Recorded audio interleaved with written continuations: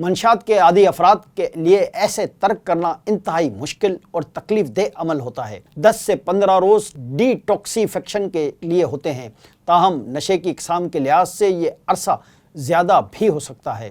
اس عرصے میں کچھ لوگوں کے لیے تکلیف کو برداشت کرنا کافی مشکل ہوتا ہے، اس لیے ان کے دماغ میں خودکشی کے خیالات بھی آتے ہیں۔